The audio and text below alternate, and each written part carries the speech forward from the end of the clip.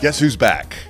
Back again. Guess who is back? Here we are, season 3, episode 35 of Are You Cirrus? We're back. I did not think we would make it 3 seasons. I didn't, and I didn't think I would miss it as much as I did. Yeah, same. I missed it. Yeah, I all weekend have been kind of looking forward to, tonight's episode. So really excited. Man, feels weird. We got a lot of ideas for season 3. Yeah. We talked about changing some things. We didn't. Feels comfortable. Yeah. Stick with what you know, We're still here with the same setup. I will say it feels nice to at least kind of come back into the winter season here. We're going into this upcoming weekend with the coldest air so far. So we said, I feel like it's a pretty timely manner to talk winter. Yeah, and that's kind of what we're going to do, right? Because we're in it. It's winter. Our vests are on. We're back. Before we get into the winter weather, though, I feel like we have to talk, the typical, how's Jamie? How was the holidays? Holidays were good, kind of low key. Yeah, it's the best. Yeah, for the first time in my entire career, I took most of Christmas week off. I've never done that before. Yeah. I've always just kind of taken Christmas Eve, Christmas Day, or sometimes not even that. Yeah. I was like, you know what? I'm tired this year. Yeah. I'm going to take the whole week off. So I did, and it was nice. Yeah, the holidays were different this year. Thank you, Jenna. She came in and helped us out. Which was a huge help. I had Thanksgiving and Christmas off, which Yeah. Right. I don't know if that's ever happened in my time of working in the business. Because usually what we do here is we try to alternate or figure it out. Rotate. Yeah. We're not one of those teams where the chief gets every Christmas off and Thanksgiving and every holiday off. Because, you've got that's a good sign to you, too. Maddie B has a new kid. It's like, we can't make him work for the baby's first Christmas. So, it was allowed Matt to have his Christmas off and first Christmas with his newborn. So, keep it rotating. But, thanks to Jenna, it worked out that I could have a week off. So it was good. Yeah, so really cool to have Christmas. Did you eat a lot? Not as much as I usually do. See, I didn't either. Yeah, it was a very quiet, low-key Christmas this year. That's good. I think now with Brooks, we're in the mindset of we're here for Christmas now. Yeah. Once you have a kid, you got to be home. I feel like home. And we're going to go home for Thanksgiving, and that's about it. Yeah. We'll still work the Christmases we need to, but it's going to be crazy. This may make this podcast go a little bit longer than we had planned, and it probably wasn't in your I can already tell you. This is just a guideline, so I don't veer off too much. But there was one quite exciting story that happened to me over the holidays. Okay. You know what I'm talking about. Yeah. Yeah. The bat. So you're going to tell it all. I'm going to tell it all. Okay. I've been debating whether or not I should. Okay. I love this. Set the scene. So if you follow me on Facebook, you'll know that back before Christmas, I was filling in for you, and I got up for the morning show, and there was a bat on the floor in my living room. Little tiny bat. Yep. So in the mornings for the morning show, I'm up, I'm moving. I don't have time to deal with a bat in the house. So I put a bowl over it, took a picture of it because it was kind of cute. I was like, this will be great on Facebook. Took a picture of said bat, came on to work, came home, bat was fine, still there. I kind of nursed it back to life. And then that evening, following all the protocols that I read up on Google, as the sun was setting, I put the bat back outside. He scurried up a tree. All was gone. Everything was fine. And you got a lot of messages about said bat. Went to a Christmas party that night. Got home from that Christmas party, and there was several emails and several messages on Facebook. There were several messages from our secretary here at WBF News who said, DHEC called looking for you today because a lot of your Facebook followers called and were concerned that you had a bat in your house. So DHEC reached out to me with a stern note saying, you must call us immediately because we need to make sure that you weren't potentially exposed to rabies. Okay. Called the next morning, answered 45 questions. I did everything right. I didn't touch the bat. I wasn't exposed to the bat. The dogs were not exposed to the bat. Everything was fine. Thought I was going to be done. Let's fast forward 3 days. It's Friday night. I'm in the bed, sound asleep, and the dogs are really restless in the bed. And I tried to lift the covers to get Sonia and Hugo to go under and go to bed because they had just been pacing the bed all night. And when I did, I heard a very strange noise. I was like, what was that? I lifted the sheet again. Same strange noise. I'm thinking one of the dogs brought a toy to bed or something. I turn on the light. I lift the sheet. And there's a bat hanging on the sheet 5 inches from my face. A little bat in the bed with me and the dogs. Okay. Uh-huh. Okay. This was 1 o'clock in the morning, so needless to say, I didn't sleep the rest of the night. Oh, yeah. Total freak out. As I was freaking out, running around the house trying to find another bowl to catch this bat, I see another bat hanging from the air vent in the kitchen. Just hanging there. Just hanging there. Here's Billy and Bob. So I was instructed in my first DHEC call that if a bat showed up in my bedroom, to call back and let them know. So I did. And because it was in the bedroom and because it was in the bed, I was potentially exposed to rabies. So I spent my holidays and my Christmas break getting the rabies vaccines. How was that? 4 shots. They didn't hurt. It's not the olden days. You know, the olden days, it was like, oh, you have to get 20 shots in your stomach. It's not that anymore. Yeah. It's 4 or 5 shots. They're in the arm. They don't hurt. But it's a royal pain. So apparently a little family of bats moved into the attic. And as it was getting colder, they were looking for warmer weather. And they came right down into the house. Bats are gone. Yeah. Got rid of the bats. Are the dogs in quarantine still? Dogs are still in quarantine. I thought so. I had to make sure we mentioned something. Dogs are still in their 6 weeks of quarantine. They cannot be around other dogs, but they have had their shots. They got their boosters, so everything is good. But it was a rabies nightmare, so that is how I spent my holidays. I was one of the first people to find out because I saw you the next morning, and I could just tell something was off, and I didn't know what was going to be. I saw Jamie, and he was on his phone walking into the Conway Christmas parade. I said, oh, something's... And immediately, you are not going to believe what happened to me last night. And when he told me the story, I could not stop. Like, that's terrible luck. It is. Terrible luck. But we're good now. Yeah, we're good now. The bats are gone. The house is sealed up. They were coming in through a tiny little spot in the attic, so everything is sealed up. But, oh, my God. Yeah. When I was putting stuff up in my attic for Christmas, I'm not going to lie, I thought about your story. Looking. Just like, all right. Yeah, looking. Let me tell you, crazy. There ended up being a total of 4 bats in the house. Yeah. Which, it's a good thing it happened when it did, because apparently a family of bats over the winter into spring quickly turns into a colony of bats. Oh, okay. You don't want to deal with a colony. Yeah, so I had for a sure. small little family that was just hanging out for the winter. But they were, had we not found them when we did, it would have been a colony of bats, which is a lot more difficult to get rid of. Oh, okay. Well, So, had to get we're that back. out of the way. Yeah. I know. Are you serious? Welcome in. Crazy. And I was wondering if you would ever tell the story. And I'm glad you saved it for now. Yep. Oh, man. I don't have any stories that exciting. Yeah. Yeah. There's nothing. That's one of the reasons my Christmas was so low key. because you couldn't do anything.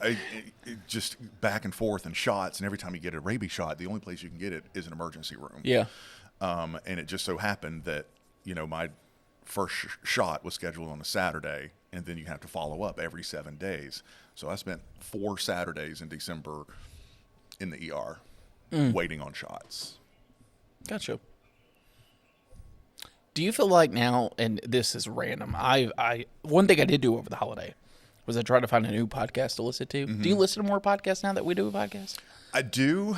I listen to My some. attention span sucks. I listen to some in the car. Okay. But that means I never finish them Yeah. because I have a pretty short commute to work. See, that's how I am. So I'll listen to 20 minutes and then I get distracted and yeah. And I tried to listen while forecasting, and that's nearly impossible. Yeah, I can't so. have any music while I'm working and forecasting or music. I can do or podcasts. music, but I can't do I can't. podcasts. I get distracted. Mm.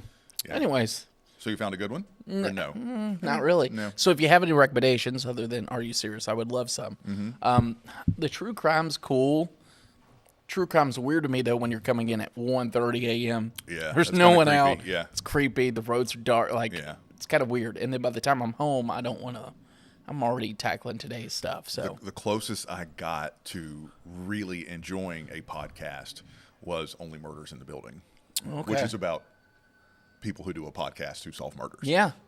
So I did enjoy that. That is good. Yeah. I highly recommend that Yeah. if you haven't. All right. Well, I think we dive into it. I know we do have some shooting the breeze. I've kept it. I do want to say, probably should have said it off of the top. Lombardo's, the finale. Lombardo's, thank Thank you. It you. was so fun. I don't know where we're going to do the finale this Yeah, who time, knows? but we're going to keep this one going for the time being. The finale will probably be 50-plus episodes. Oh, easy. Easy. Which is crazy to think about. Yeah. So season 3 is here. Winter weather is here. Well, for some. Before we do it, let's have some fun with this. Okay. If you remember our winter weather episode, our most viewed episode to date. So this one may still be up there too. I don't know.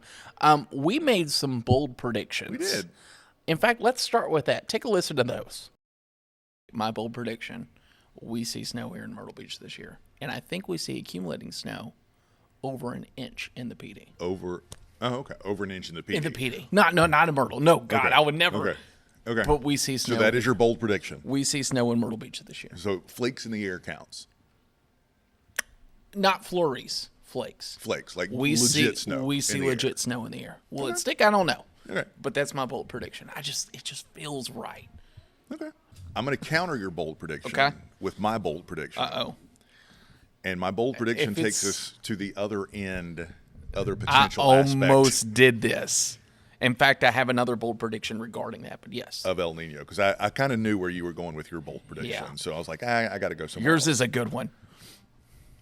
December, January, February, so the heart of our winter. I'm going to say that Myrtle Beach is placed under a tornado watch at a minimum of 2 times. I mean, 2 tornado watches. Yeah. 1 for 2 right now. Yeah, 1 for 2. But I'm way more right than you so far. knew it was coming. Yeah, I said flakes for Myrtle Beach, and we'll talk about that. And I said accumulating snow for the PD. Some spots may be up to an inch. We'll talk about that. Let's talk about the tornado, though.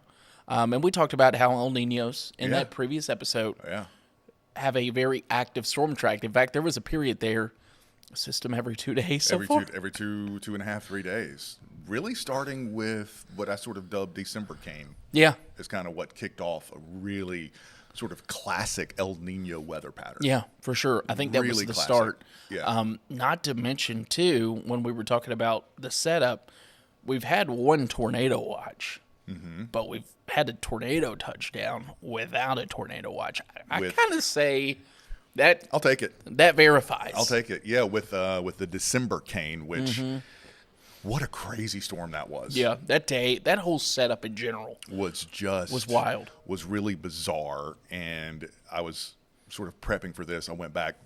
If you're a real hardcore geek, check out the National Weather Service office in Wilmington on their website. They just finished sort of a complete write-up. It's so good. On that December storm, and some of the numbers and stats are really, really impressive. Obviously, we had the tornado here right in the heart of Myrtle Beach. Yeah. I don't think people realize how close we got to a disaster with storm surge with that storm. About 2 hours. 2 hours. Yeah. So we had that storm produce the 4th highest storm surge on record in Myrtle Beach, the highest non-tropical storm surge, meaning not associated with a tropical storm or hurricane. But we timed it out literally perfectly. We had high tide that morning. The worst of the surge came about 2 hours after high tide. Had they been together, the water levels would have exceeded what we saw from Hurricane Matthew. Which is crazy to think about. We're talking December. Yeah. And just the onshore flow. Yeah. I remember we were talking as a weather team a couple days out, like, oh, man. Yeah, this is a doozy. This means business.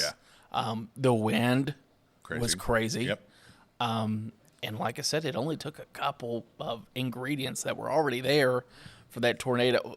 Hey, what's even crazier is you were coming back to the station. Yeah. Because we were watching that cell, and I remember telling Jamie, hey, this looks like if we're going to have one, this is the one. Yeah. And Jenna was in here with me, and you were up in the North Strand, I think, Yep. coming back down. Warning comes out. Tornado What's warning, even yeah. crazier is you called Jenna during the warning and said, hey, I have damage. Yeah. I'm going to go live. I think we were going to try to do a phone at one point. I'm going to go live, and at least on Facebook. You were in the spot at the Yeah. right. It was the wildest event. Just a crazy day, and then the flooding that followed, just insane rainfall. That was a big surprise. Yeah, that was. We had a big rainfall forecast out. 3 to 6. Well, I think was our forecast, and man, we doubled that in spots. It's weird too that when you go back and look at that, it was just training moisture. Yep. Even though everything else was moving, there was just a fire hose of moisture into Georgetown County. So obviously the December hurricane was very active. We've even had active weather. We really kind of dodged a bullet.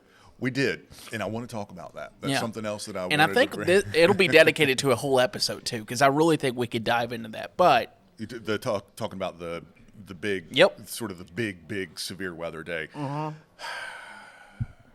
That was another one that was very clear cut from like a week out. Yeah, you could see that one easy. Clearly from a week out. We knew it was going to be a wind maker. We knew it had the potential to be a severe weather maker, and it was, and it did. Yeah.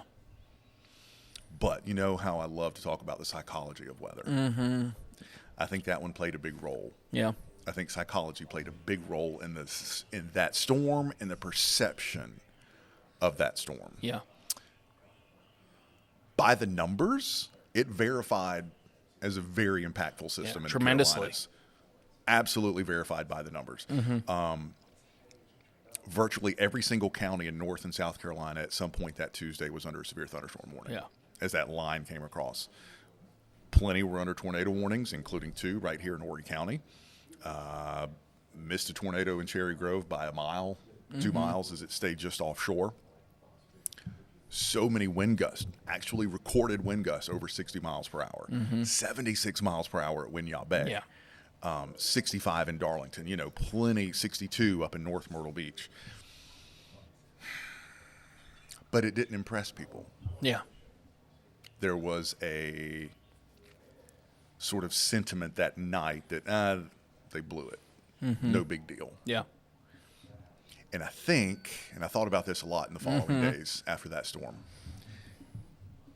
It's kind of like the toilet paper crisis during COVID, where things start to snowball and sort of almost get a little bit out of control. And these are things that we can't control. We presented the forecast, which I feel like was very accurate. I feel like there was no hype behind it.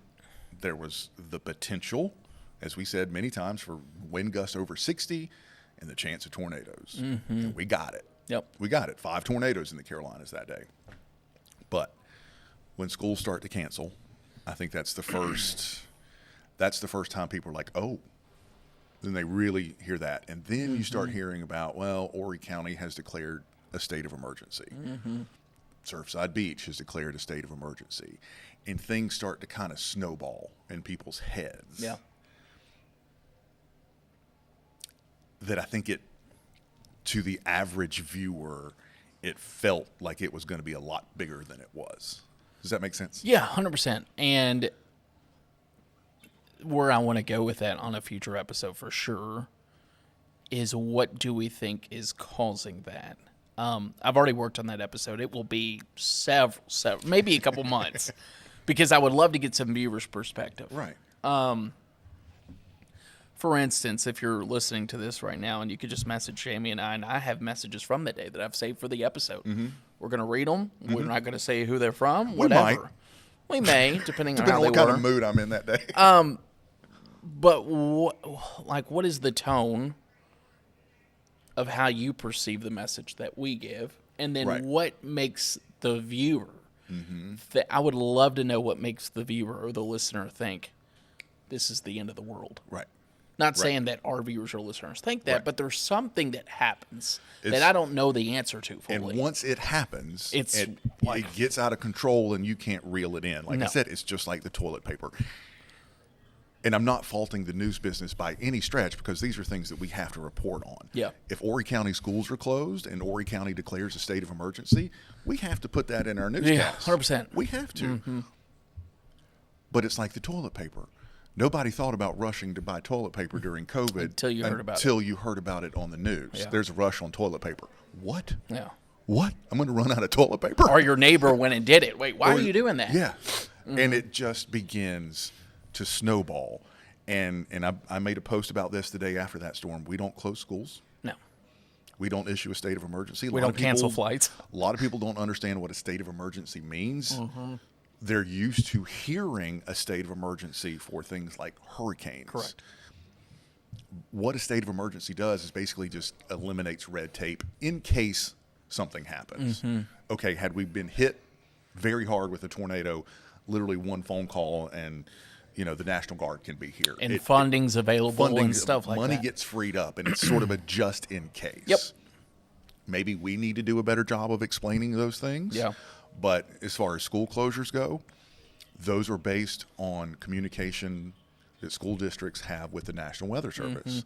So are states of emergencies. So are so many things. And us in the Weather Service, we were all on the same page with that event. And like I said, by the numbers, it verified. Yeah. But to a lot of people, it felt like it didn't. And I go back to, and what would be really fun is to go back and just look at our graphics. Here's what we said, and then why was it perceived? And it may not even be us, but I do think there is some validity to the December cane, widespread. Everyone's talking about it. The next significant system is the potential for severe weather. It's not as widespread. And then it even carried over into that next risk. Yeah.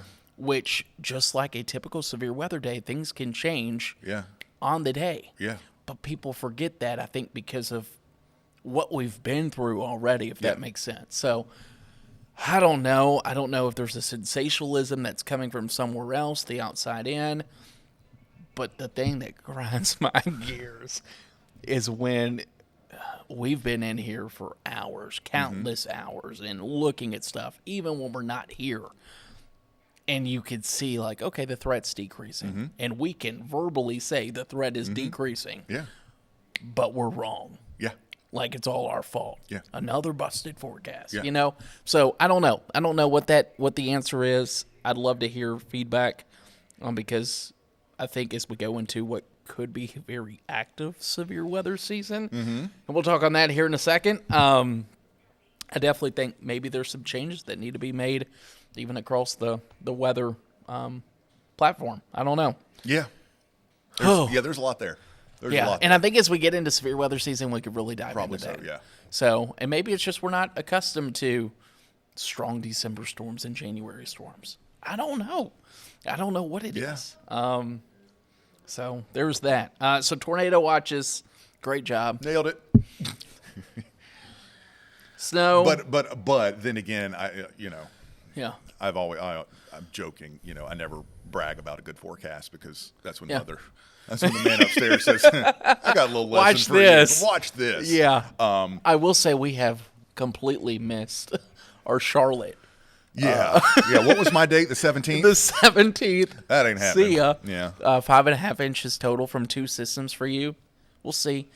7 inches for me. I'm going to say see on that one unless we get a huge storm. Let's talk about snow potential. Winter weather fans, this upcoming weekend was everything we want and more. Yeah. And a swing and a miss. Swing and a big swing and a Like miss. this is what you was hope for. Yeah, there was about one day last week where there was like One model. one model run. Was One like, model run. Yep. Okay. I said, okay, here we go. And I'm not gonna lie, I got excited. I did know too. exactly that GFS run that Yep. you're talking about where it cranked out the snow around here. I was like, this I thought might we be had it. This might be it. And then gone. We always say the one thing that you need around here to get snow. Obviously, you need cold anywhere to get snow. Here at the beach, you need very fresh Arctic cold. Yeah. And by fresh Arctic cold, I mean it's got to come in and then you got to follow it with moisture fast. Yeah. Because if you don't, you're going to warm up. Yeah, quick. You're going to warm up quick. No matter the storm system, you're going to warm up quick around here. As if a storm is coming. If it's 3-day-old cold, you're not going to do it. If it's a marginal temperature where we got moisture moving in, it looks like temperature's going to be around 30. Bank on it being 33 because that's what the Atlantic Ocean does to us. So you need that good, fresh, bitter Arctic cold. It needs to be cold enough here that temperatures aren't a question. Yeah. Moisture is the question. That's the setup you want. Yeah. We're going to have that this weekend. We're going to have so beautiful, fresh, cold Arctic air. Direct discharge right out of the Arctic right down in here. And it's going to be brilliant sunshine and not even a cloud in the sky. Which stinks. Winter weather fans, step outside Sunday morning. Yeah. And just get that fresh. I can't wait. Wind chill about 6. I can't Sunday wait. morning. Yeah, feel it right there. And just know that we missed out on an opportunity. And I was about to say, you're gonna. Then I'll break. Then I'll break the bad news. Yeah, not only is it not going to do anything with that cold air coming this weekend, but then it gets out of here in a hurry, and we're probably going to be 70 next week. Yeah. 70 and rain. Yeah. Yeah. You go back to the NAO, the North Atlantic Oscillation, and we talk about the positive phase we don't like to see. It's really zonal. Everything just systems coming through. Yeah, which can't get cold air. Yeah, basically means everything just kind of zips from west to east across the country. You don't want that for cold air. No. You want lots of big dips and yeah. And I was messaging you about 2 weeks ago, and I said, if we could just get a freaking ridge to build out west to where we could get these lows, because what's been happening, we like to call these cutters. Yeah. These low pressures are coming in. Instead of continuing to dig, they literally just cut to the northeast, cut nor'easter, all this stuff. And looking at everything for the rest of this month, we're going to be warm. Yeah, and we're going to be wet. Yeah, you can forget about snow chances for the rest of January. Yeah. Now, let's not send everybody over the cliff. Correct. Because we continue to have El Nino in place. Continues to be a very healthy El Nino. And when you go back and look, just generally speaking, in the Carolinas, February is a good month during El Nino winters for winter weather and snow potential. Yeah. So no need to write it off just yet. 100%. And I think we may have 2 more shots of maybe a negative NAO before we. Yeah. What we mean by that is probably 2 more shots of brutally cold temperatures. We had one, was it early December? Yeah. I think the NAO went negative, and then we had one just recently. I'm thinking early February, it will probably maybe go positive briefly again. We'll keep an eye on that, and then maybe late February, March is a final. Yeah. And then that's probably our chances. That'll be it. Yeah. And then we turn to severe weather. So yeah. Not done yet. I still stand by our prediction. Yeah, I do too. I think sort of as a whole, I think from here on out, it's steady as she goes. Yeah. Which is going to be ups and downs. It's going to rain some more. I think I'm almost positive we're going to get some more severe weather setups. Yeah, I think so too.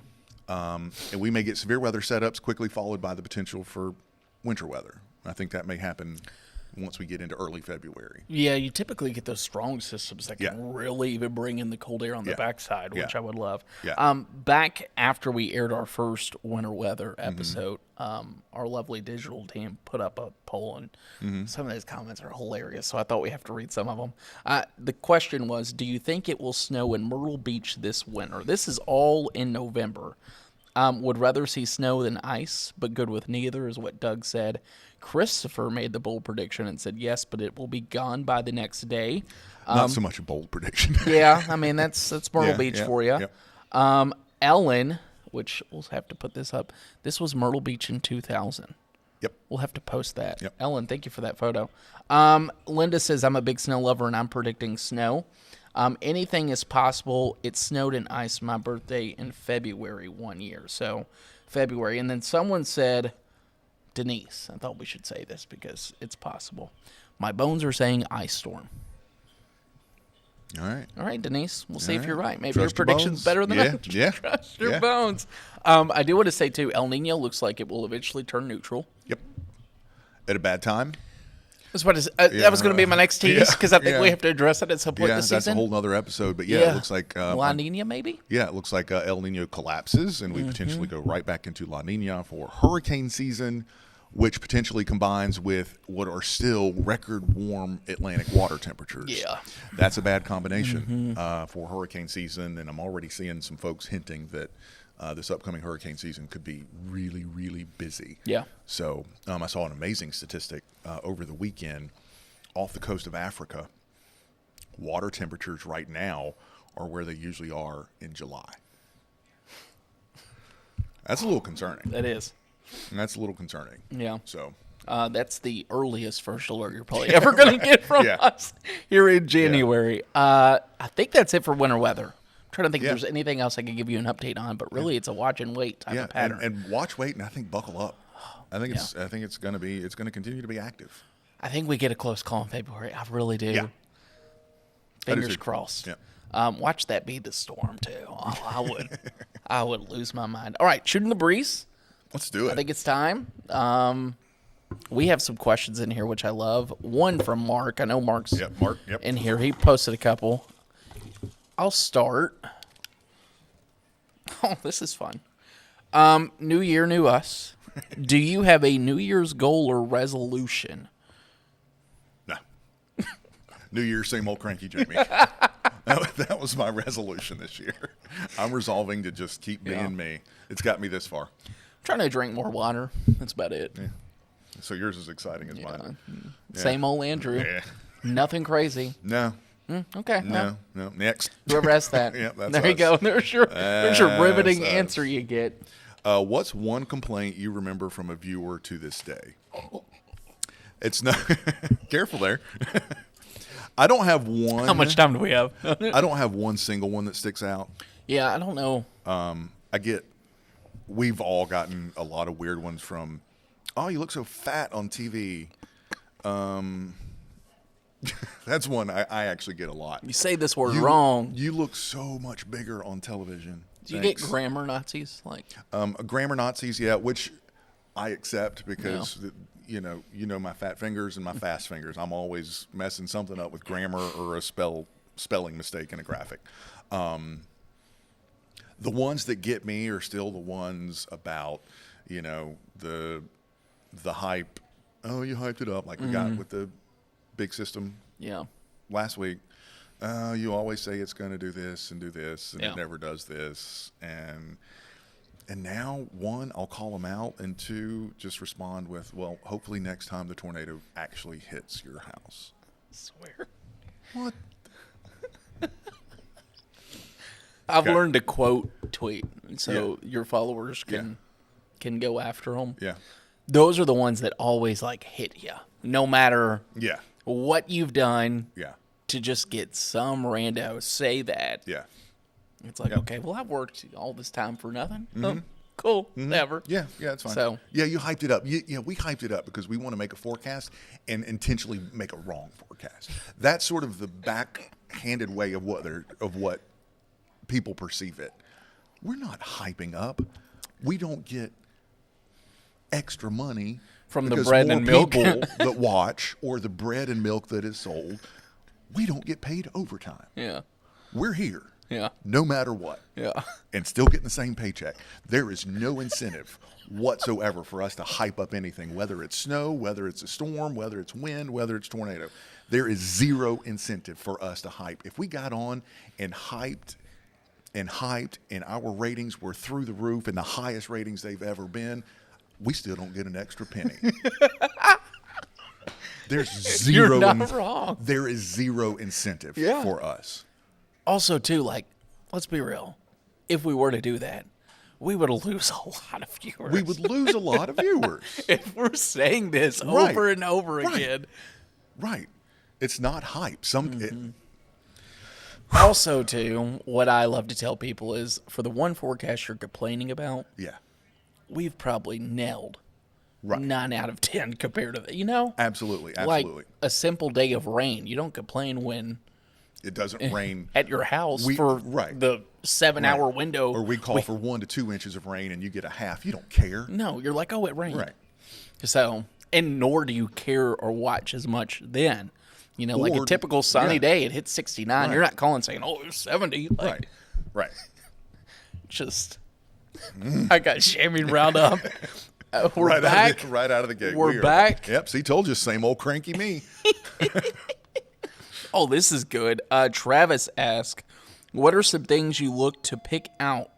What are some things you look out for to pick out weather patterns, storms, in advance of them actually happening? That is, it's a long question. Yeah. So, okay, I'm gonna think about this. I'm trying to think of a simple way.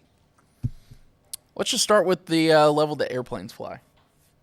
Okay. Yeah, let's just talk about troughs and ridges. Okay. We know the patterns that develop low pressures and high pressures. You get a ridge over the East Coast, it's boring weather. Sunny weather, but boring weather. Mm-hmm. However, just based off a quick scroll right now, I could pull up a computer and I could give it to Jamie and say, Jamie, where's our next weather maker? Yeah. We don't even have to look at future radar. No. We don't have to look at, satellite. We don't have to look at even our website. Yeah. And I could give you just 500 millibar, which is thousands and thousands of feet up where planes fly.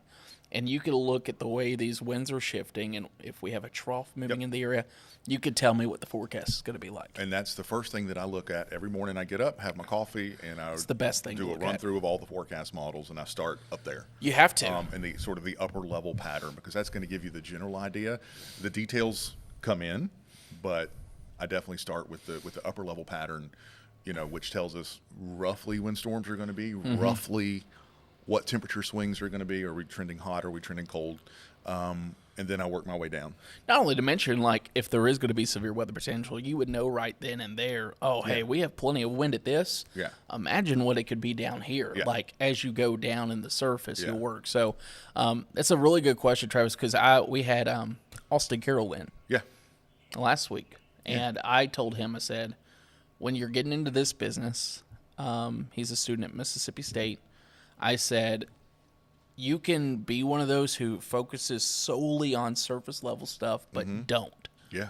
I said, because if you know a basic understanding of the broad scale and you're able to go through and then really pick out the intricacies in those models, you're going to beat everybody that you're up against. Because I've seen a lot of newer Mets that rely on some of the output statistics that models put, and it's like it'll give you numbers for highs and lows, but if you don't know the weather pattern, what are you doing? And without top-down forecasting, you're going to miss a lot of bigger things that have implications. Everything trickles down from the top of the atmosphere all the way down. Yeah. Top-down.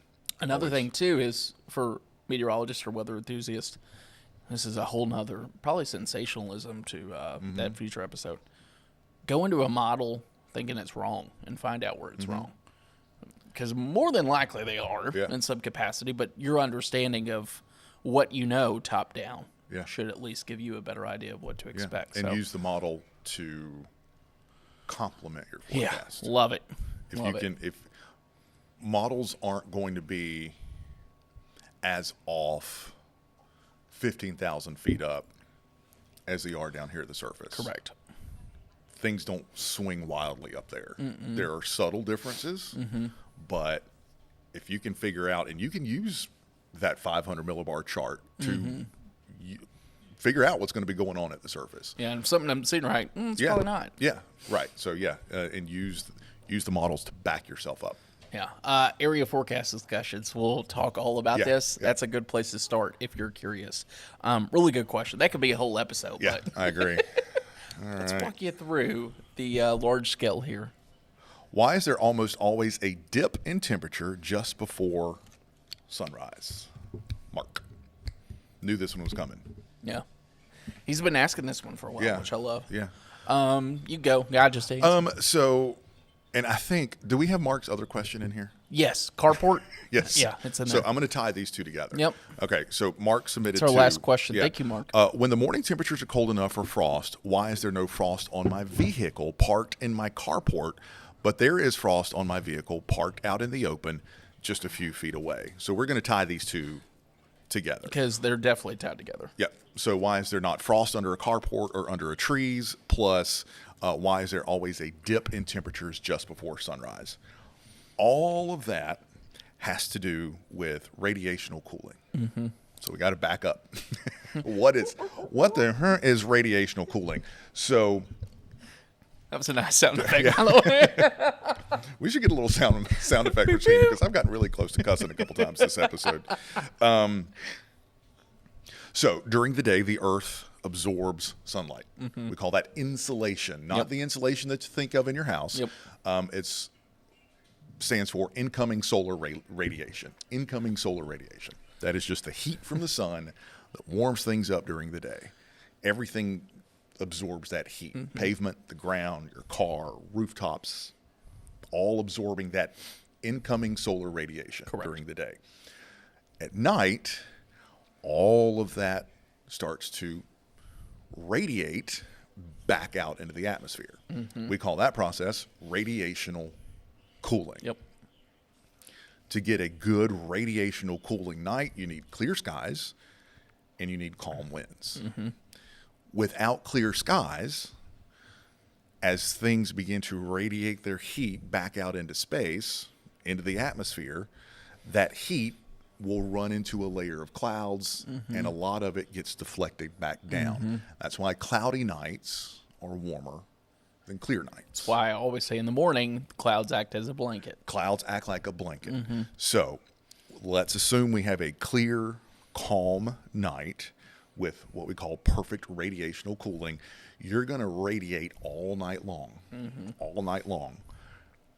until you get to sunrise, and it's sort of just the opposite effect of incoming solar radiation for the high temperature that doesn't occur at noon when the sun angle is the highest. It occurs usually 3 to 4 o'clock.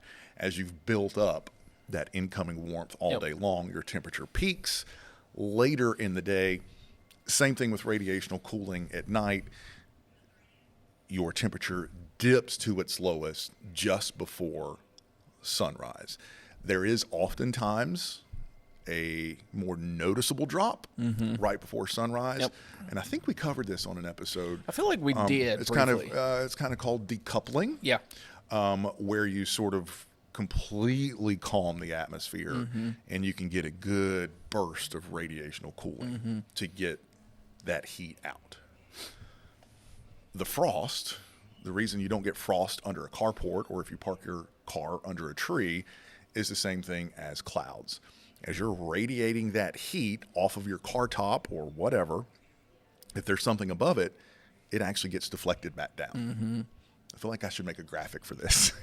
I love it because you're doing a really good job for not having a graphic. Right. So, yeah, so everything, again, is radiating the heat that it absorbed all day long. If there's nothing above you, it's just going to head out into the atmosphere and your temperature comes down. If you're under a carport, boop, hits it, comes back down. Same thing with trees. It slows down and inhibits that radiational cooling process. Really cool thing to do, Mark. This is your homework. In your carport, if it's possible, I would love for you to park your car halfway. Underneath the carport, halfway under clear skies. And as long as all the moisture is drawn out for frost to form, because typically what will happen, like you said, you could still have your car temperature underneath the carport hit the temperature needed for frost. Yeah. But by that point, most of the moisture is already drawn out of the atmosphere and frost is already formed to where the air is then dry and you're not going to have it. So if done right and the conditions are right, Mark, what's really cool, and I would love to see a photo of this if you do it, is you could take a photo in the morning and half your car underneath the carport will have no frost at all. Yep. And then the other half will be completely frosted. Yep. And that is the effect of exactly what Jamie just said. You did a really good job of thanks. That. And frost is another one of those cool things. one of my favorite classes in college was boundary layer meteorology. Oh, great. And that is basically the meteorology that happens within about 10 centimeters of the surface. And actually ran into Mark one night at Lombardo's right before Christmas, and I gave him a lesson on boundary layer meteorology. And that's how you can actually get frost with temperatures above freezing. So it can be 35 or 36 sort of in the general temperature. But if it's a perfect radiational cooling night, as you get down to that car top surface, the radiational cooling is good enough right in that top 10 centimeters, couple of inches, that those temperatures there are actually below freezing.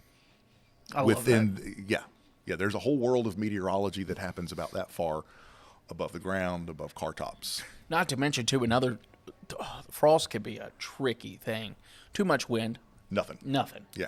Too much wind also prevents radiational cooling. Correct. Yeah. Which makes sense because you're going to emit less. So you can have a night where it's 20 degrees, but the wind's blowing, you're not going to get any frost. At all.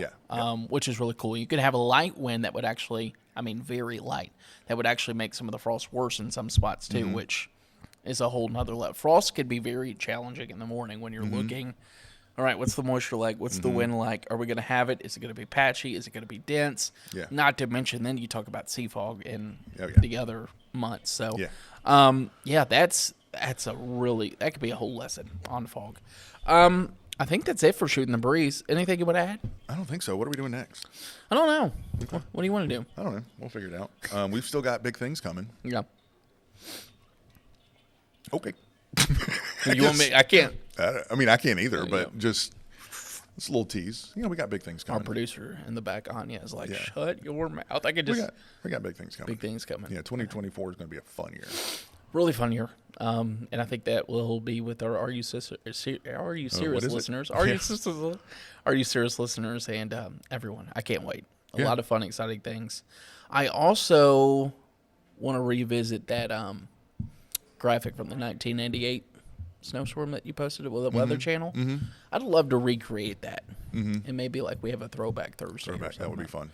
Yeah. Just recreate that graphic. Yeah. If you missed it, you'd have to go back, but it was a Weather Channel graphic and the classic snowstorm that we talked about on the finale. I think that does it. Episode 35. Yeah. Episode 35. Did it feel good to be back? It did. I know. It did. I feel like I can just get a lot of stuff off my chest here. This is like my therapy session. And God knows I need therapy.